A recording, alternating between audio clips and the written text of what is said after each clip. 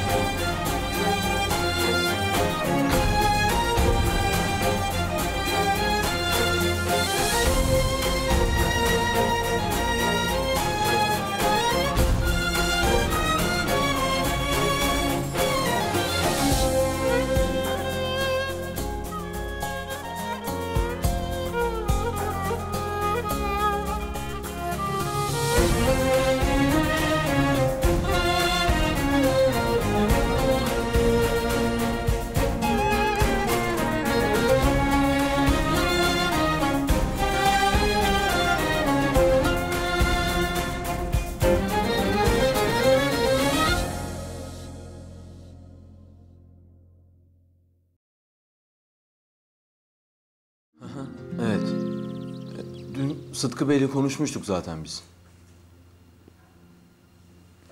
Bugün kesin ödeme olacak yani. Anladım. Yalnız sizden bir ricam olacak. Çok önemli. Ödemelerin bankaların kapanış saatinden önce elimde olması gerekiyor. Lütfen. İnanın çok önemli, çok kritik. Tamam. Teşekkür ederim. Sağ olun. Kolay gelsin.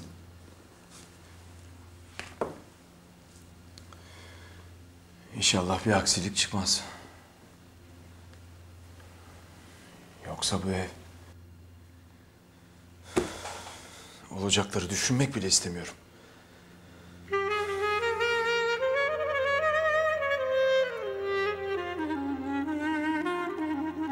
Teneffüs bitmeden okula geri dönmemiz lazım. Çabuk olalım. İnşallah Hakki'yi buluruz. Ya babası da evdeyse? Ya bizi görürse? Önce pencereden bakarız biz. Sen merak etme. Tamam.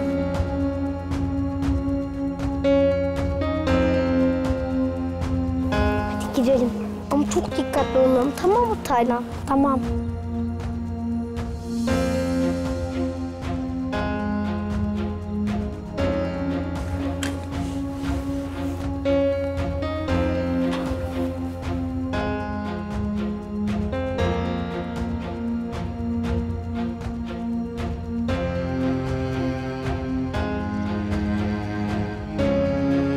Kimse yok gibi evde. Ortalık çok sessiz. Evet, haklısın.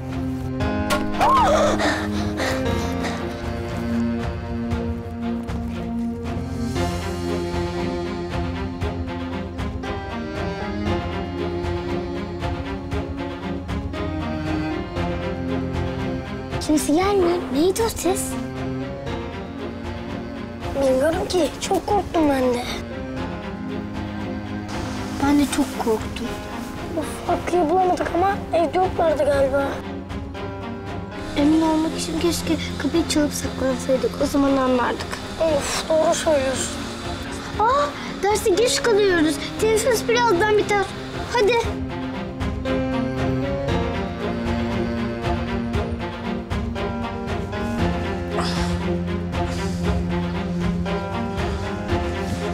Yusuf Bey, müsaitsiniz değil mi? Yani rahatsız etmiyorum inşallah. Müsaitim buyurun. Nasıl oldunuz? Daha iyiyim.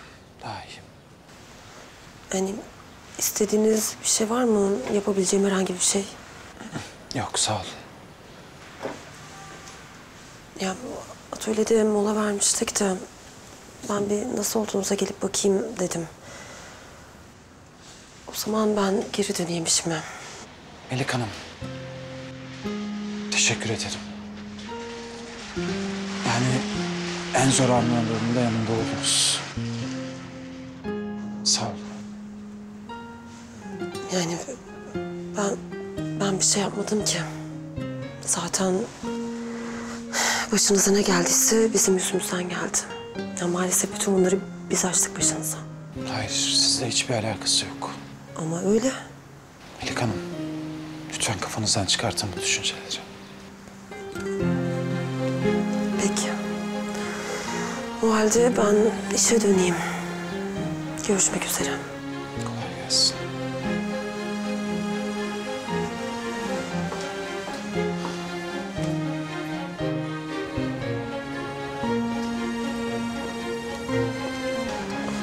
Aa, Melek geliyor. Mola bitti desenize.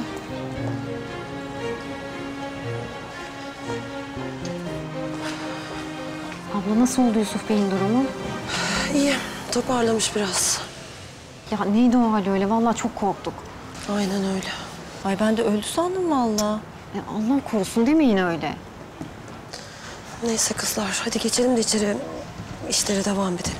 Tamam. Yusuf Bey'in bir şeye ihtiyacı var mıdır acaba abla? Yok, yani ben sordum ama yok dedi. Hadi kızlar.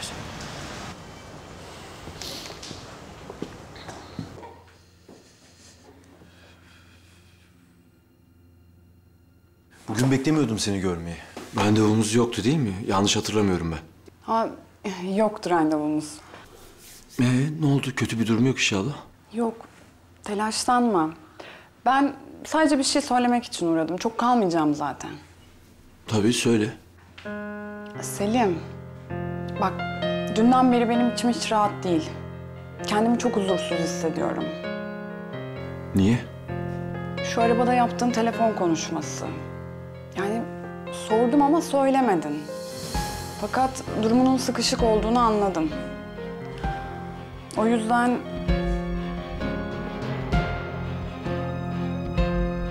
Lütfen bu çeki kabul et.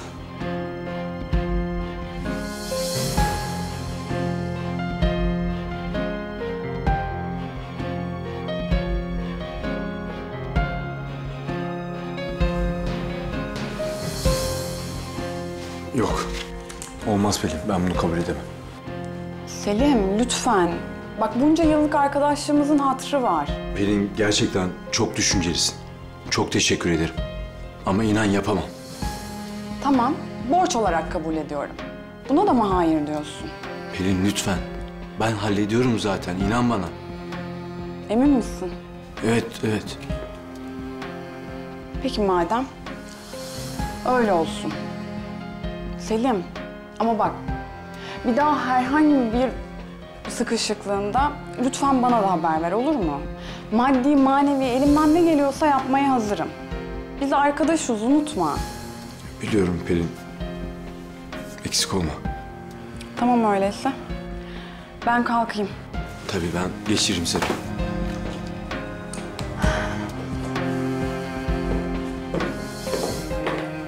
Öğretmen geliyor öğretmen.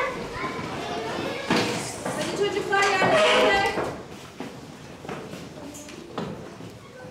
Kaçıncı sayfada kalmıştık? Açın kitapları. Elif'le Taylan nerede?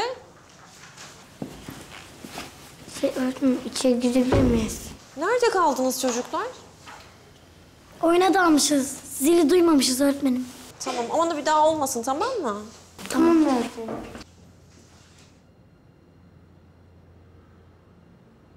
Ne zaman ihtiyaç duyarsan ara lütfen.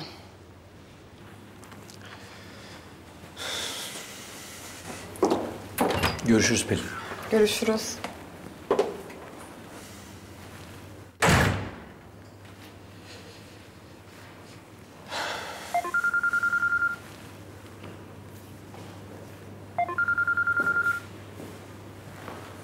Alo baba. Alo damat. Ne haber ya? Nasılsın?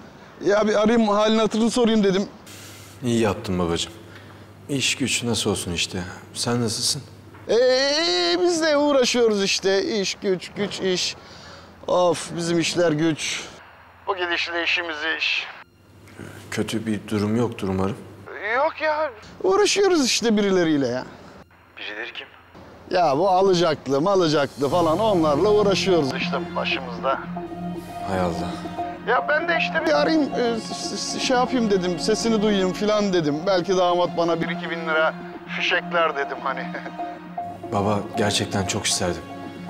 Ama bizim de durumumuzu biliyorsun zaten. Hele bu aralar. Ha tabii oğlum biliyorum ya. Sen şey yapma, sen dert etme ya. Ben anlıyorum, biliyorum tabii ki canım. Hem şey dedim, bir sesinizi duyayım falan diye şey yaptım ben yani. Tamam mı oğlum? Sen üzülme bak, bir şey yaparım ben yani. Üzülürüm bak. Yok baba, estağfurullah. Yok, sorun değil. Tamam. Hadi oğlum, hadi kal selametle. Görüşürüz.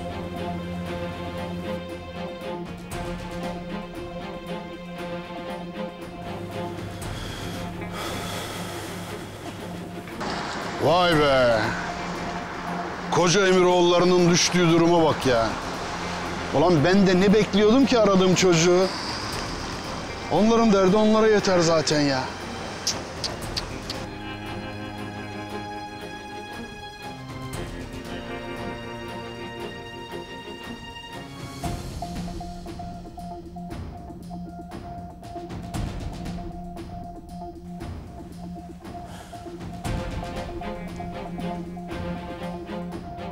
Ben en iyisi bankaya gideyim.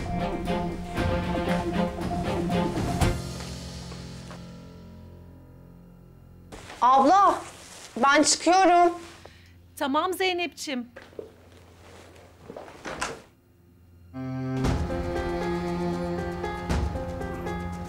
Anne. Kızım, biraz konuşabilir miyiz?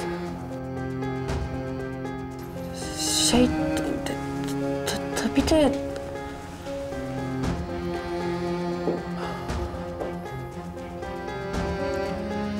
Annene ayıracak azıcık vaktim vardır herhalde.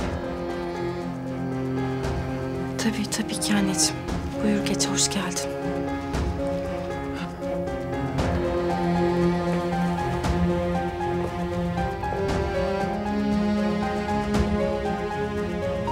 Birazdan EFT yapacaklar hesabıma. Para hesaba geçer geçmez bütün kredi borcunu ödeyeceğim, size söz veriyorum. Anlıyorum Selim Bey ama saatin farkındasınız siz de sanırım.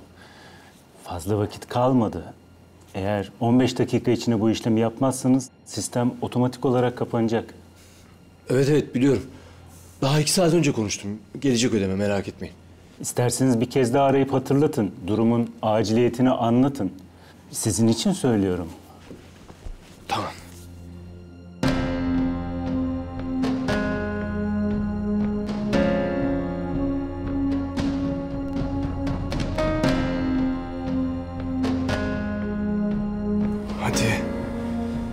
Hadi açın, neden açmıyorsunuz?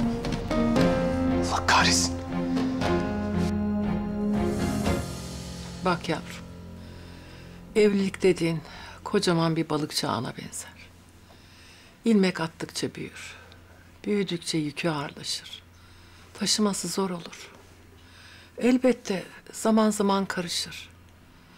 Tıpkı hayat gibi, duygular gibi. Güzel kızım, Selim bir hata yaptı. Seni çok kırdı, üzdü, biliyorum. İzin ver şimdi hatasını telafi etsin. Hata yapmak insanlara mahsustur evladım.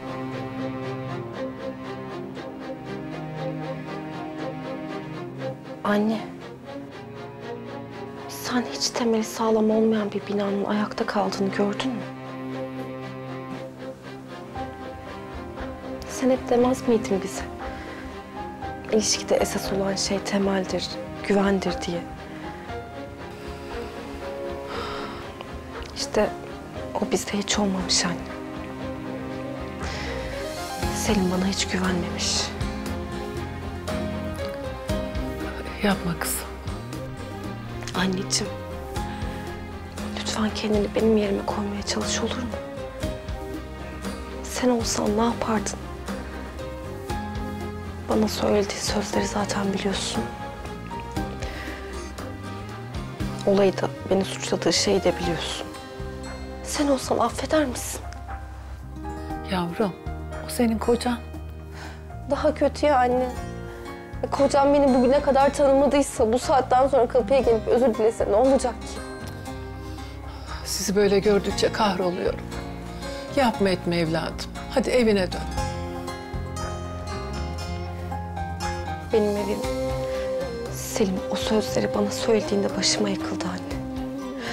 İçimde taş üstünde taş kalmadı. Sevgi her şeyin üstesinden gelir. Yeter ki sen gururuna yenilme. Anne, ben de unutmak istiyorum. Çok çabalıyorum. Elimden geleni yapıyorum ama olmuyor. Unutamıyorum bir türlü. Deme böyle yavrum.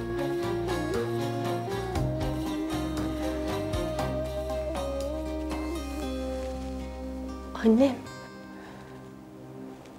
Sen benim dünyada üzmek isteyeceğim son kişisin, biliyorsun. Ama maalesef bu saatten sonra ne Selim'den bana ne de benden Selim'e hayır gelmez.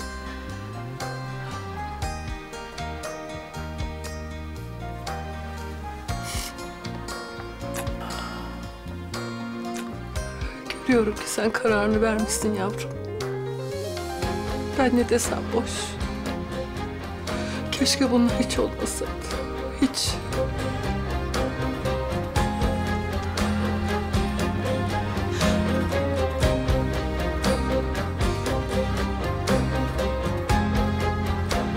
Aliye Hanımcığım, kalkıyor musunuz?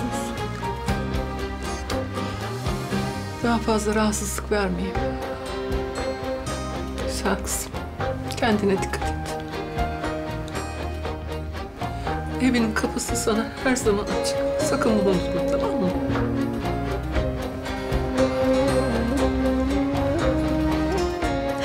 Aliye Hanım! Anne!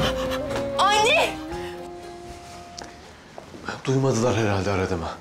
Ama ödeme yapacaklar, inanın bana. Ya daha sabah konuştum muhasebecileriyle.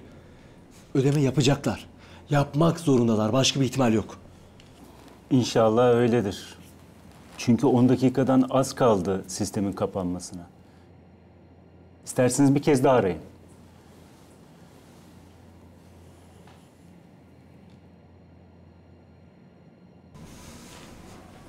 Alo. Alo, buyurun. Caner Bey'le görüşecektim ben. Bir saniye, bağlıyorum. Alo Selim Bey. Caner Bey, arıyorum ama bir türlü ulaşamıyorum size. Ben bankadayım şu an ve acil ödeme bekliyorum sizden. Selim Bey, maalesef bu hafta ödeme yapmamız mümkün olmayacak. Ne? Nasıl ödeme olmayacak da ne demek? Son anda yurt dışına çok acil bir para transferi yapmamız gerekti. Bu sebeple sizin ödeme de haftaya sarktı. Aksaklık için çok özür dileriz. Sanırım ödeme yapamıyorlar, doğru mu?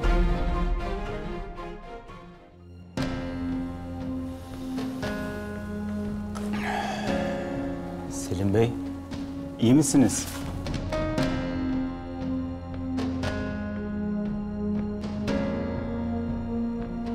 Yani şimdi ev kesin olarak elimizden çıktı, öyle mi? Maalesef çok üzgünüm. Bir yolu olmadı Onur Bey. Bunun başka bir yolu olmalı. Keşke size umut verebilseydim Selim Bey ama bu konuda kurallar çok net. Söylemiştim size. Biraz daha zaman verseniz. En geç haftaya kadar ödemeyi almış olacağım. Ve alır almaz bütün kredi borcumu kapatacağım diyorum size. Söz veriyorum. İnanın benim inisiyatifimle olan bir durum değil bu. Yani ev şu an itibariyle bankanın malı. İstedikleri an satışa çıkarabilirler. Artık bu noktadan sonra avukatlar devreye girip hukuki prosedürü işletecekler.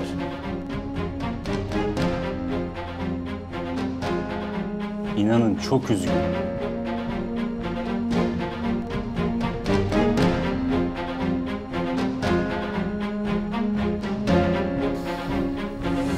Anne! Anne! Anne, duyuyor musun beni? Ha? Ya Zeynep, ne oldu böyle? Ben anlamadım vallahi. Anneciğim, ne olur kendine gel anne. Anne! Aliye Hanımcığım.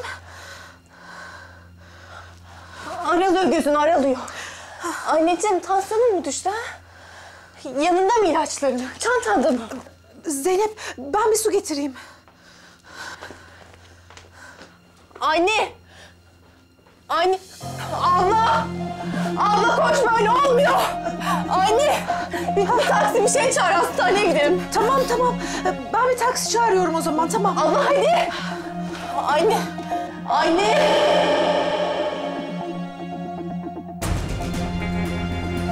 Tansiyonu çok yükselmişti ama düşürüp kontrol altına aldık. Çok şükür. Peki bir daha çıkarsa ne yapacağız? O zaman tekrardan müdahale ederiz ama şimdilik yapılacak başka bir şey yok. Anladım. Hasta biraz dinlensin. Kendini iyi hissetmeye başladığında çıkabilirsiniz. Çok teşekkür ederiz doktor bey. Tekrar geçmiş olsun. Abla geliyorum ben. Tamam canım.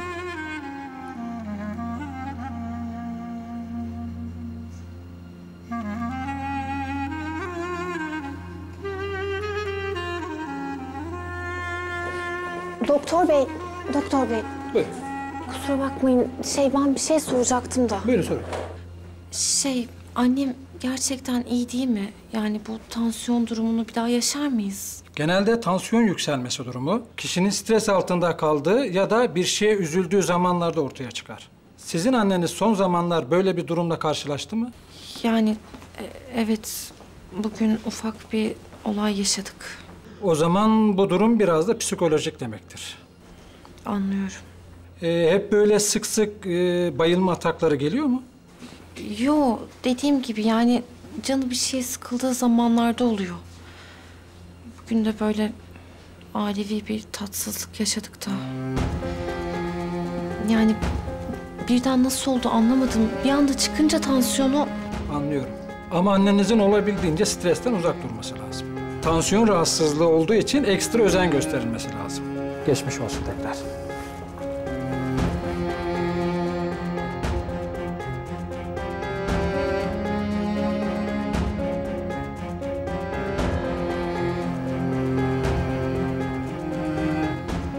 Anneciğim,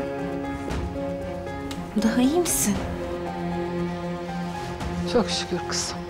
İyiyim, sağ ol. Anne. Ben sana karşı çok mahcubum. Çok özür dilerim. Ne için kızım? Yani bu duruma gelmenize ben neden oldum? Benim yüzümden çıktı tansiyonunuz. Olur mu öyle şey yavrum? Çıkacağı varmış demek ki. Ne yapalım? Üzme sen kendini. Bak, şimdi gayet iyiyim. Hadi, Selim'e haber verelim de gelip alsın beni. Evime gideyim. Anne ne yapıyorsunuz? Olur mu öyle şey?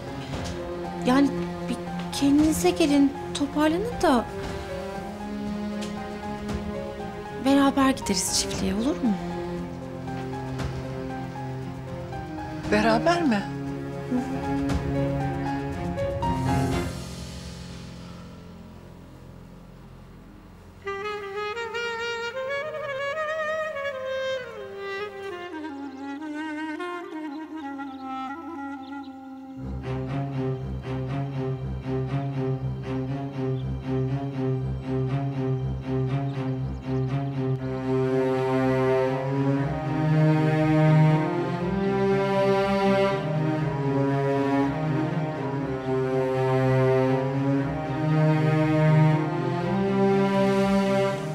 Elimdeki her şeyi bir bir kaybediyorum. Önce babamdan kalanlar. Sonra Zeynep. Şimdi de bu ev. Neden hiçbir şey yolunda gitmiyor? Neden her şeyi elime yüzüme bulaştırıyorum ben? Neden?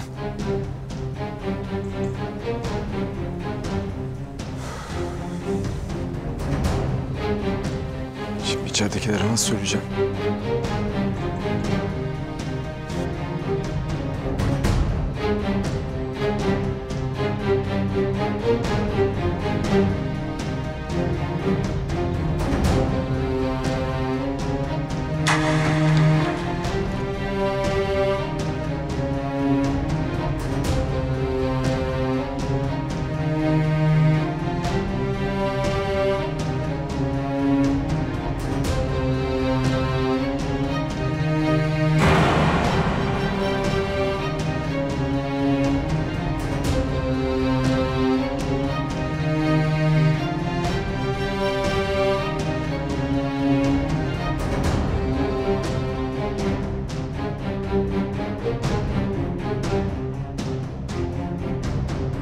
Anne.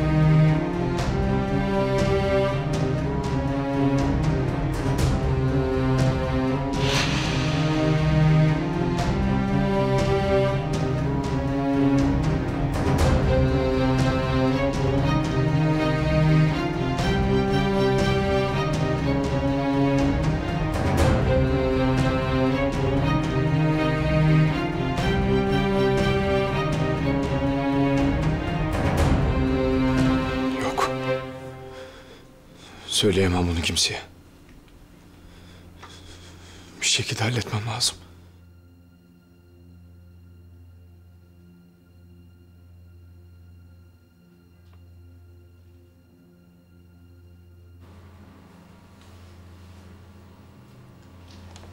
Tamamdır. Tansiyon gayet iyi durumda. Sen çıkabilirsin kızım. Tekrardan çok geçmiş olsun hepimize. İlginiz için çok teşekkürler. Ne demek, görevimiz. Artık gidebiliriz herhalde, öyle değil mi? Tabii tabii, çıkabilirsiniz. İyi günler. Tekrar geçmiş olsun. Çok şükür. Bir an hep burada kalacağım sanmıştım. Sıkıldınız tabii. Neyse anneciğim, şimdi eve geçince daha rahat rahat istirahat edersiniz. Zeynep, kızım. Sen şimdi benimle eve gelmek istediğinden emin misin? Bak yavrum, beni kırmamak için zorla geliyorsan hiç gelme. Gönül koyma, merak etme. Yok anneciğim, yani öyle zorla olan bir durum yok. Merak etmeyin siz. Ben de sizinle geleyim. Bir şeye ihtiyacınız olur. Tamam abla, nasıl istersen.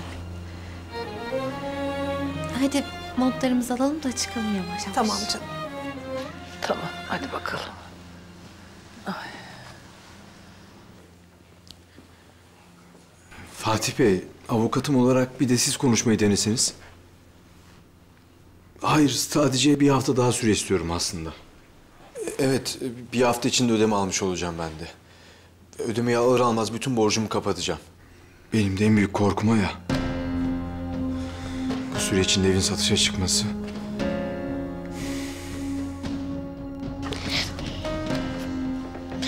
Anne, babaannem Zeynep ablanın yanından gelmiş midir? Bilmiyorum ki anneciğim. Hadi sen al bakayım çantanı. Çık yukarıda üstünü değiştir. Ben babaannene bakayım ben. Tamam anneciğim.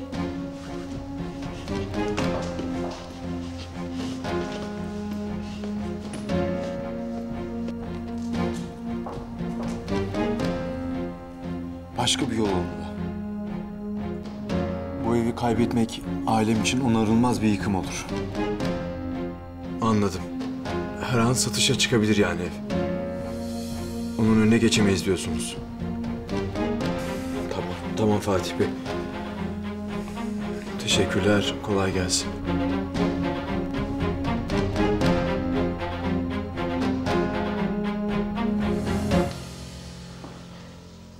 Selim. Abla. Duyduklarım doğru mu? Maalesef. Yani banka çiftliği satışa çıkaracak da ne demek? Ne demek oluyor bunlar? Kredi borcunu ödeyemedim ben abla.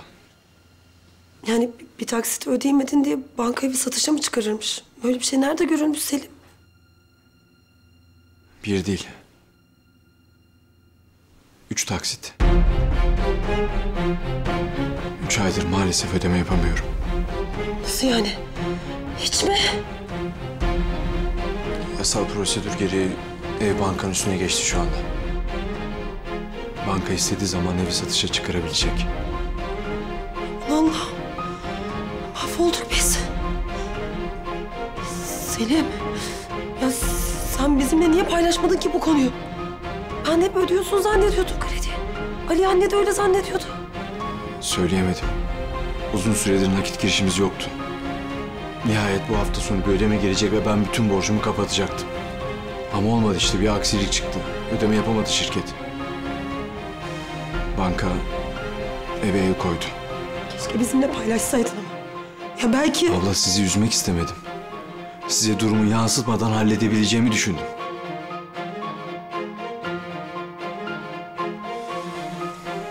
Ama olmadı işte. Beceremedim.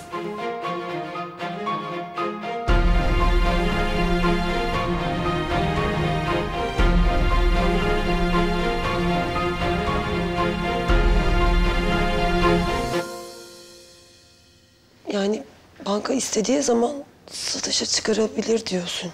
Öyle mi? Öyle söylediler. Hayır Selim. Böyle bir şey olmayacak. Ya elbet bir çaresini bulacağız. Yani bunca yılın emeğini göz göre göre heba edemeyiz. Buna izin veremeyiz. Ne yapacağız peki? Yani bilmiyorum. Bankadan birileriyle mi görüşsen? Yani biraz daha zaman istesen. Söyledim Onur Bey'e. Kurallar böyle, yapabileceğim hiçbir şey yok dedi. Tamam, söylemişsin de... Yani daha üst düzey biriyle görüşsen, durumu anlatsan... Ya belki zaman tanıyabilirler ya da yeni bir çözüm yolu oluşturabilirler. Bilmiyorum ki. Yani kaç yıldır çalıştığınız banka bu Selim. Kenan onların kaç yıllık müşterisiydi. Yani bunca zaman siz de onlara para kazandırdınız. Kenan'ın adını versen. Belki bir faydası olur. Yani elbet üst düzey yöneticilerinden hatırşinas birisi. Kenan için yapar bu iyiliği bize ha? Bilmiyorum bir faydası olur mu? Ama her yolu deneyeceğim abla. Allah'ım, bu evi kaybedersek eğer...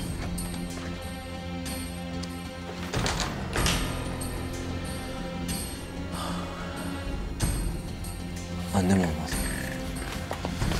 Abla, annem şimdilik bir şey bilmesin, olur mu? Tamam Selim.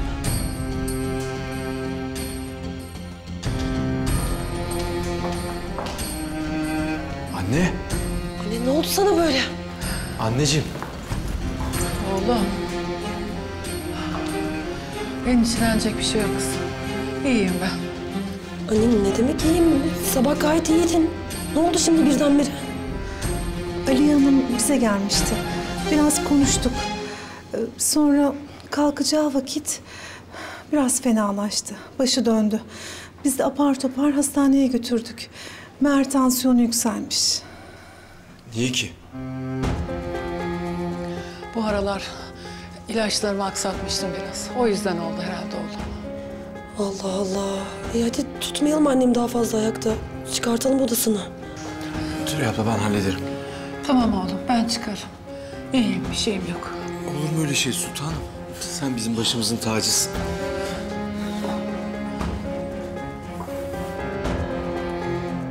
Melekciğim, hiç sorma. Selim'in yanında söyleyemedim.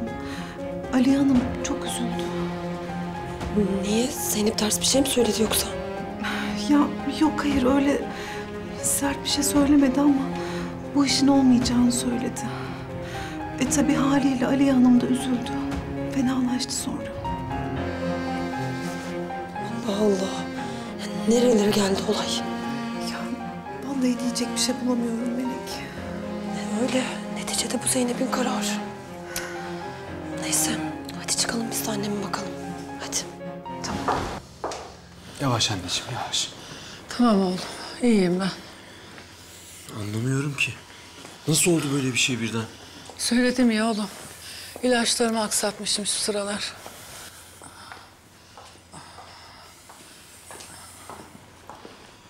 Gel anne.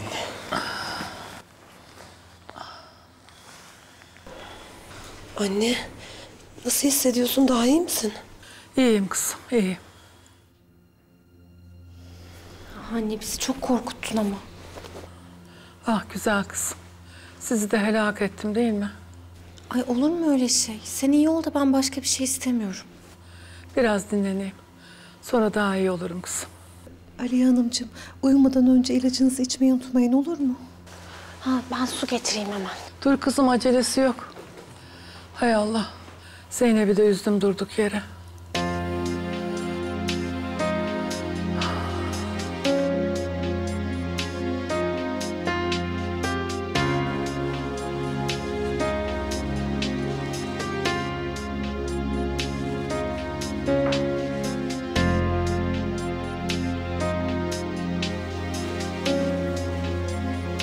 Zeynep.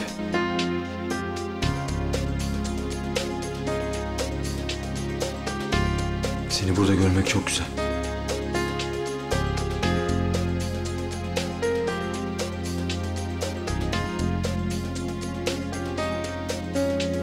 Aynı eski günlerdeki gibi. Tabii ki keşke bu sebepten dolayı olmasaydı ama...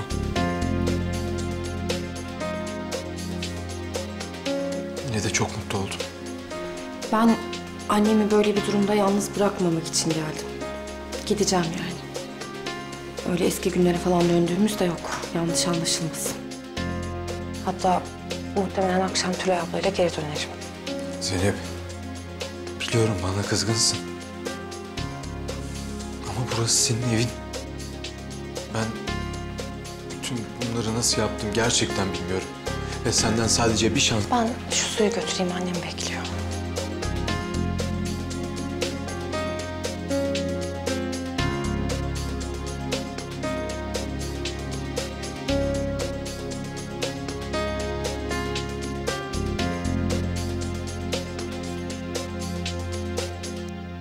İyi misin şimdi gerçekten babaanne? Canım torunum benim. İyiyim. Sen yanımdasın ya. Ben seni böyle görünce çok üzülüyorum. Oy, babaannesinin gülü. Sen üzülme bir tanem. Ben biraz dinleneyim. Yine ayaklanırım, tamam mı? Sen tasalanma güzel yavrum.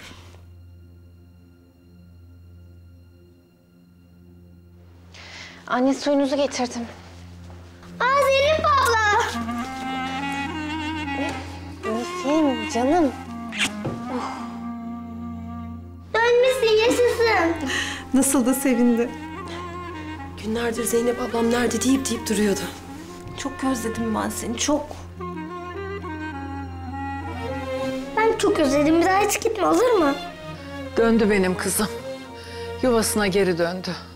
Artık hiçbir yere gitmeyecek. Oley o zaman, oley!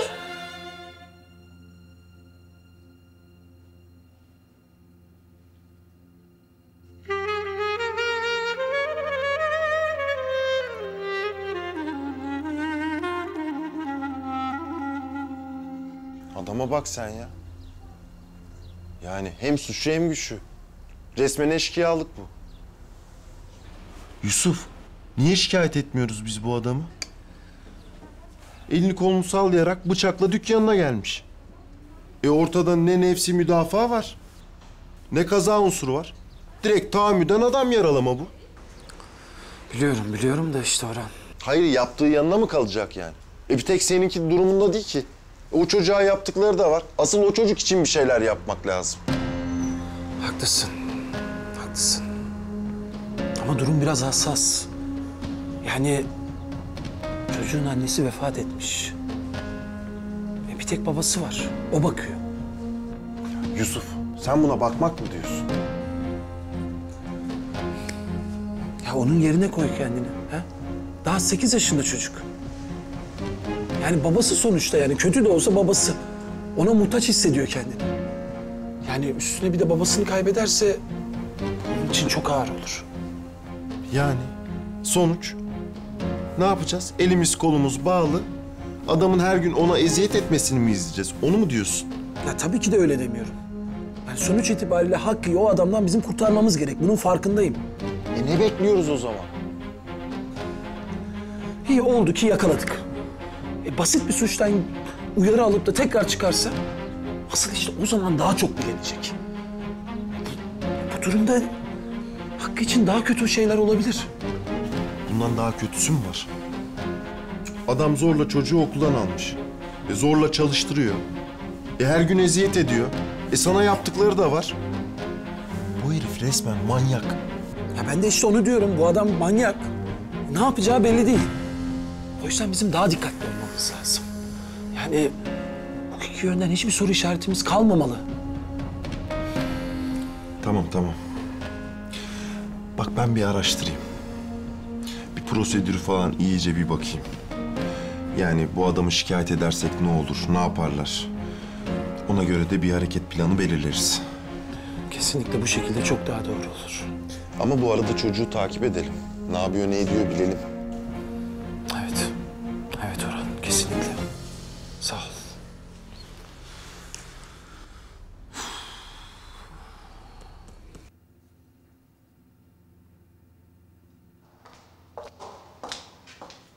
Canım, sen burada mıydın? Evet, anneme yiyecek bir şeyler hazırlıyordum. Zeynep, dönmene o kadar çok sevindik ki. Sen yokken hep yarım kalmıştık. Abla bu geçici bir durum. Nasıl yani? Yani doktor annemin üzüntüden, stresten uzak kalması gerektiğini söyledi. Ben de o yüzden geldim. Yani annem iyileşene kadar buradayım ama sonra gideceğim babamın yanına. İyi de Zeynep, Ali annesinin tamamen döndüğünü düşünüyor. Sen de gördün ne kadar çok sevindi geldiğin için. Diyorum abla ama durum bu. Zeynep ya.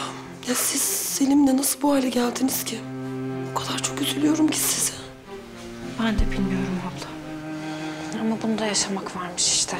Dünyada imkansız diye bir şey yokmuş. Ben de bu saatten sonra yaşananları olmamış gibi yok sayamam, yapamam. Peki ne yapacaksın bundan sonra? Hem Ali anneye de nasıl söyleyeceksin bunu? Bilmiyorum, onu da üzmek istemiyorum ama... Vallahi ben de ne yapacağımı şaşırdım artık. Ah zaman vurur geçer yüzüme, acısı kalır gözlerimde. Gurur yakar, içim kor olsa da dilim susar sözlerimle. Dağıtır ayırır bizi kader, uzak bana yasaklı yüzün, çoğalıp büyüyor içimde keder, ellerimde bir çare hüzün, tükenip bitiyor dilimde son